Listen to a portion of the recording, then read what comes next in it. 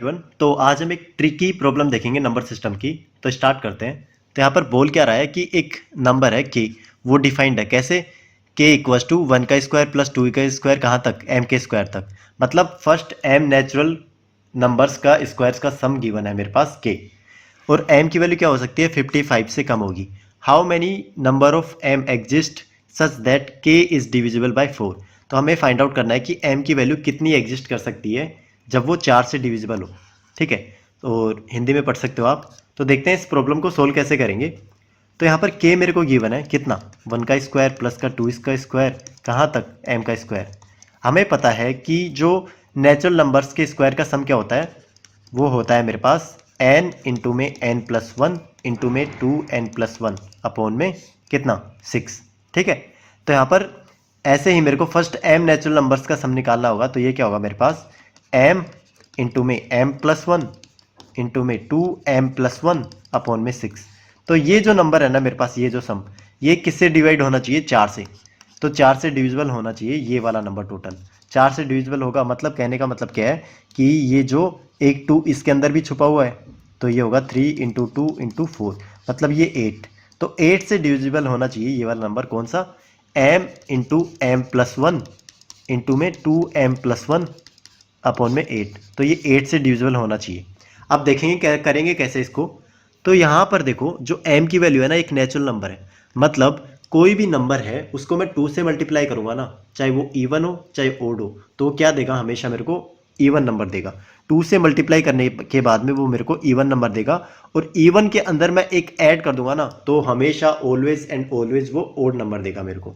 तो ये वैल्यू क्या होगी मेरी, ओड, ये ध्यान रखना। ठीक है, तो मतलब ओड यहाँ पर है, तो इसको चेक करने की ज़रूरत ही नहीं है। क्यों, क्योंकि हमें 8 से डिविजिबल फाइंड आउट करने के लिए इवन नंबर चाहिए ऊपर। तो हमें क्या करना होगा, इन दो नंबर्स को चेक करने होंगे। ठीक है, अब यहाँ पर देखो, लेट से मेरे पास एम मैंने इवन ले लिया, तो इवन ले लिया तो इस केस में ये क्या होगा, ओड होगा। अगर ये वाला एम मैंने ओड ले लिया तो इस केस में इवन रहेगा। क्यों, क्योंकि लेट से मैंने ले ली इवन नंबर 2, तो उसमें एक ऐड करूंगा तो 3, हमेशा क्या होगा, ओड होगा। ऐसे ही लेट से मैंने एम की वैल्यू ले ली ओड 3, तो उसमें एक ऐड करूंगा तो क्या, कितना है 4, तो हमेशा क्या होगा, इवन होगा। ठीक है, तो ये इन दोनों का रेशियो चलेगा इस तरीके से रेस्पेक्टिव में। तो मतलब हमें इन दोनों टर्म्स की ज़रूरत पड़ेगी। अब हमें करना क्या है, 8 से डिवाइड करना है।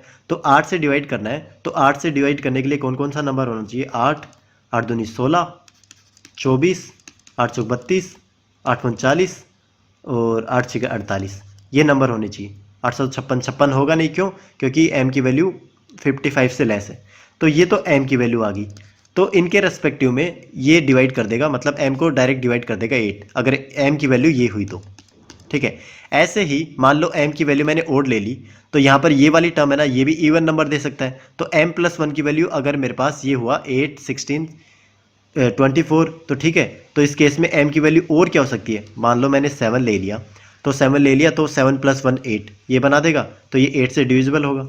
ऐसे ही मैंने 15 ले लिया, तो 15 + 1 16, ये डिवाइड कर देगा।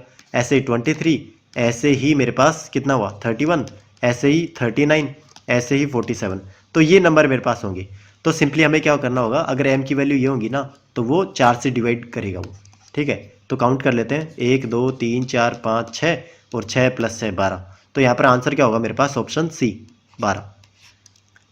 Thank you.